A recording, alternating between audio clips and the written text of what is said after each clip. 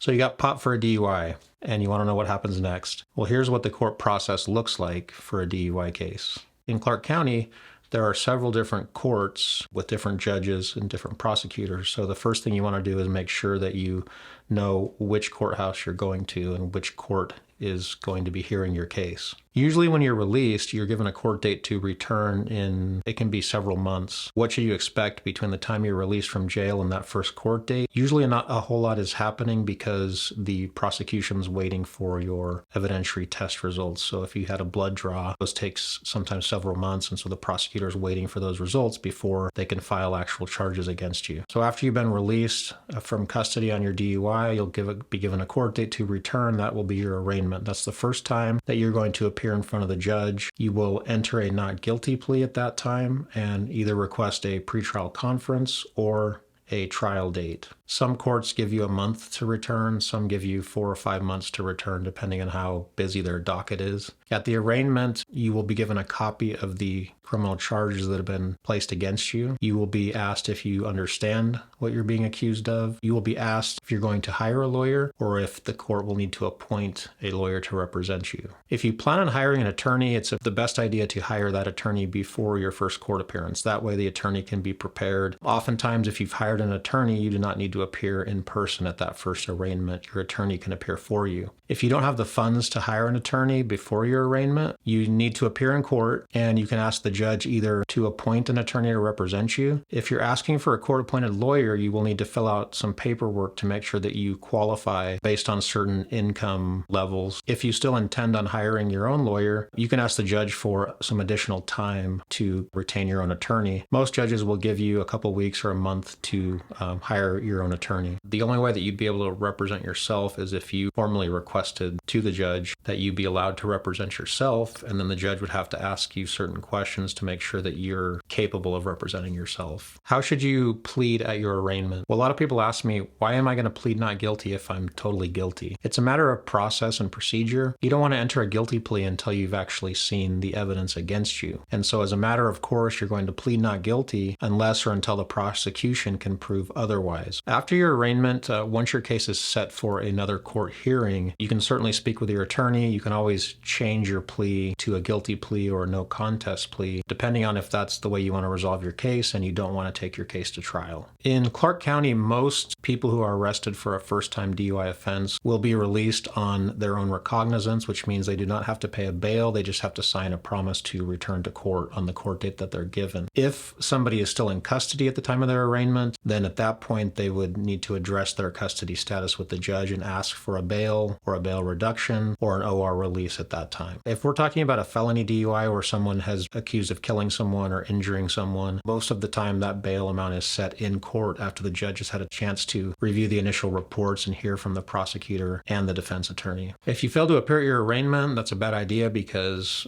most of the time they will issue a bench warrant or a warrant for your arrest. And if you happen to be stopped while you're driving, they can arrest you and take you back to jail. In some courts in general, they'll schedule a pretrial conference before your case is set for a trial. And the purpose of a pretrial conference is to allow you and or your attorney to discuss the case with the prosecutor and see if you can come to a negotiation or a plea agreement without going to trial. If you cannot, then the case will get scheduled for a trial date. A trial is basically when the judge will decide whether the prosecution has enough evidence to find you guilty of whatever it is you're accused of. And so the prosecution presents all their evidence and their witnesses. Your attorney has a chance to question those witnesses. You have a chance to present your own evidence and testify if you choose to. And then when it's all said and done, the judge decides whether you are guilty or not guilty of the accusation. A DUI trial for a misdemeanor is heard by a judge, not a jury. For a felony, you would be entitled to a jury trial. A misdemeanor DUI trial, it can take,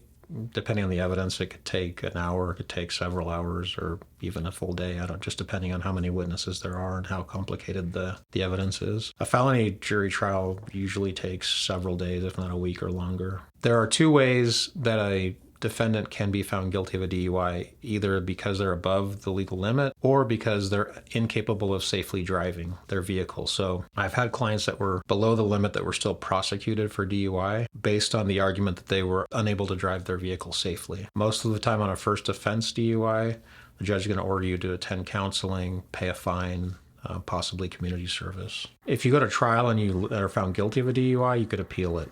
If you plead guilty, you're essentially giving up your right to appeal that conviction. If you're convicted of a DUI, the judge will order you to install a breath interlock device on your vehicle for 185 days if it's your first offense. That's part of the sentencing. In addition to, the DMV can suspend your license through their administrative procedure on their own. They basically get two opportunities to suspend your license. I think an important thing to remember with DUIs is that although it's a misdemeanor, there's more serious consequences because there are enhancement penalties. So if you're arrested for a DUI and then you're arrested again within 7 years, that would be considered a second offense. So that means you're potentially looking at jail time, an educational course, an alcohol abuse evaluation to see if you have an alcohol addiction or problem. And then if you're arrested for or convicted of a third DUI offense within 7 years, that's a felony offense in the state of Nevada. So you could potentially be looking at prison time. A sentencing on a misdemeanor DUI is obviously less formal than being sentenced on a felony offense or something like that. I would say the majority of DUI offenses, if it's a first offense, are going to receive more or less a similar sentence, counseling, fines, and maybe community service. It's not often when the judge will give someone jail time unless there's just something like really bad about the case or someone has a really bad history, maybe criminal history, something like that. But for your average first-time offender, in all honesty,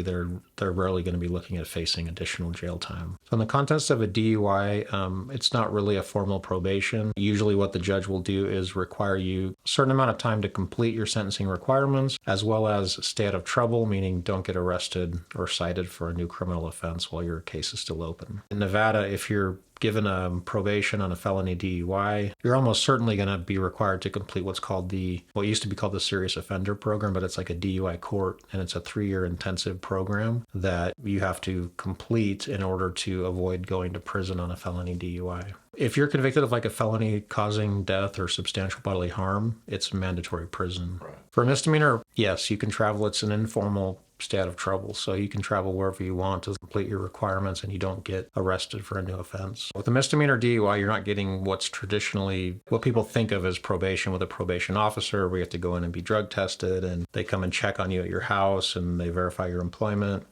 On a misdemeanor, it's literally like, don't get arrested, don't get in trouble again, and complete your requirements. Nobody's going to babysit you. You got to do it and finish it within the time the judge gives you to do it. If your license is suspended, you'll have to go get that reinstated.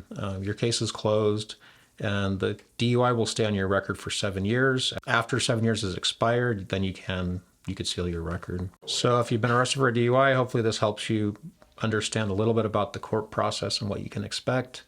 It's always better to have a lawyer to help you navigate the court system.